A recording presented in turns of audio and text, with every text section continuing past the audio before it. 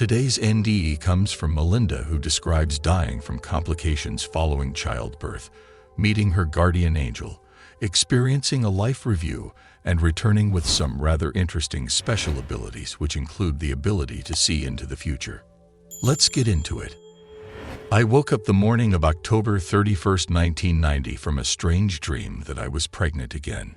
It felt like a baby was in the womb and my belly was round with a baby. I noticed that my period had arrived and I was bleeding heavily. I was surprised because I had been breastfeeding. I called the doctor's office and they said that it was probably normal, but to keep a watch on it. I packed up my newborn baby girl and book bag. Then I took a city bus to the university to attend classes that morning with my baby. I felt fine. It was only on the bus ride back home, at about 10:30 a.m., that I felt something roll out of my body and down my pant leg when I stood up to get off the bus. Much to my horror, I realized it was a blood clot the size of a softball. I picked my clot up as people gasped and stared at me. I made the decision that I wasn't going to be able to make the few blocks walking to make it back home. I crossed the street to the hospital. I only made it as far as the grass out front of the emergency room. I was gushing blood and started to get dizzy and lightheaded. I tried to get the attention of 2 emergency room paramedics who were smoking out front, but I couldn't make a sound louder than a whisper. I tried to fall with my arms outstretched so that I didn't fall on my baby newborn girl. I passed out while falling to the ground with my baby in my arms. Next thing I remember was waking up in the emergency room. I was receiving emergency blood transfusions and told that I had probably retained placenta from birth. They told me that they would need to do an emergency DNC to help scrape my uterus. I then was taken to surgery. I was in surgery 3 more times that day, yet they couldn't stop the bleeding. I was given an experimental drug that was supposed to seize my uterus and make it clamp down to get the blood loss to stop. It caused me to stop breathing instead. They were able to revive me and thought that they had fixed me.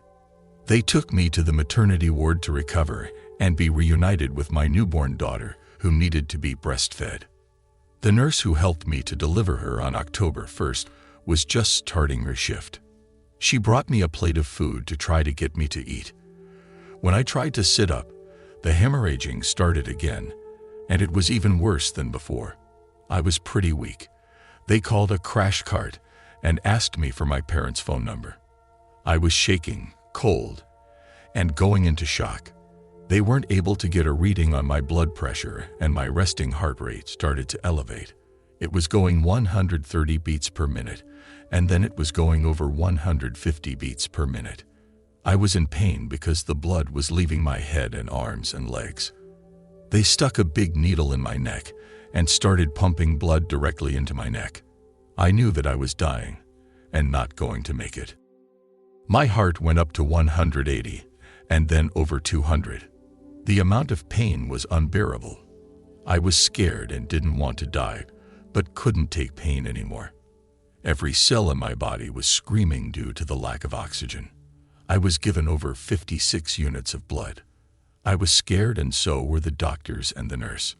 I remember a doctor told me that they were going to operate and take my uterus out. He said that I might not survive the operation because I was so weak. I was asked to sign a medical waiver.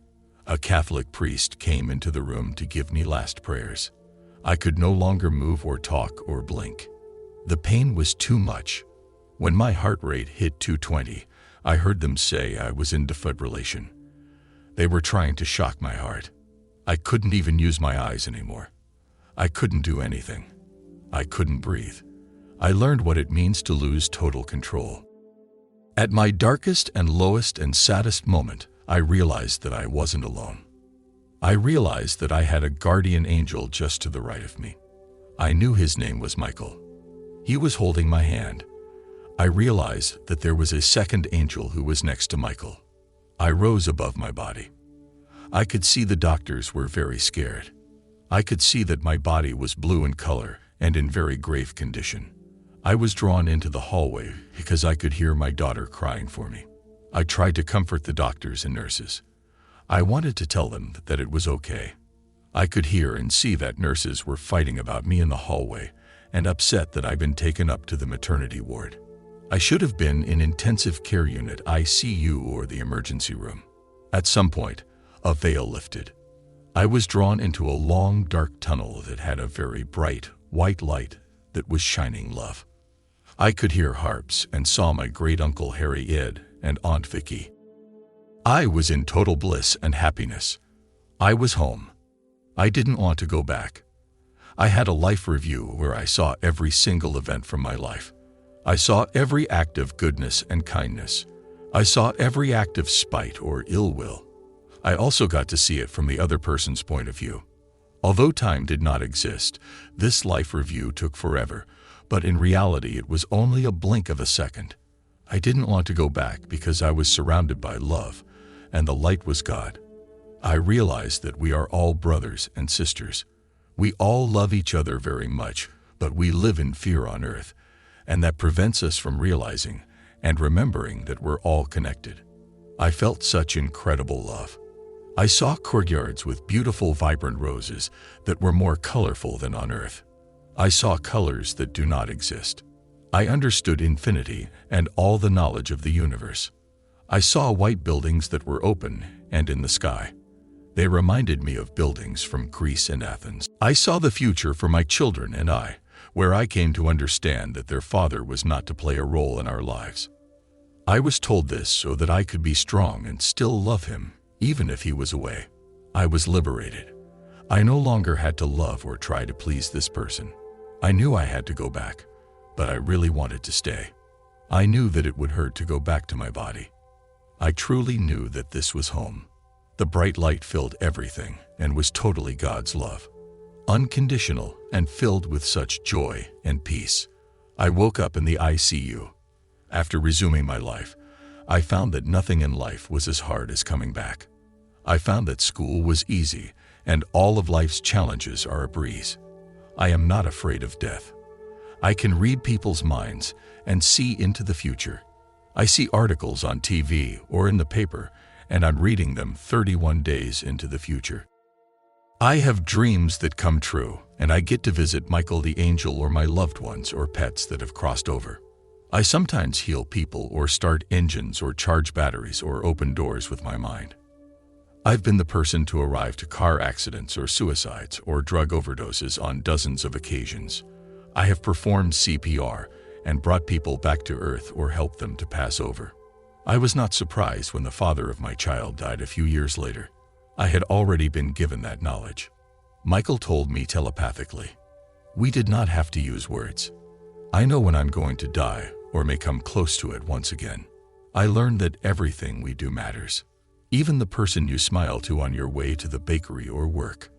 Even the creatures big and small that you bend over to pet. Nothing goes unnoticed. It all matters. My purpose is to stand up for the meek, to be compassionate, but most of all is to love. Notes?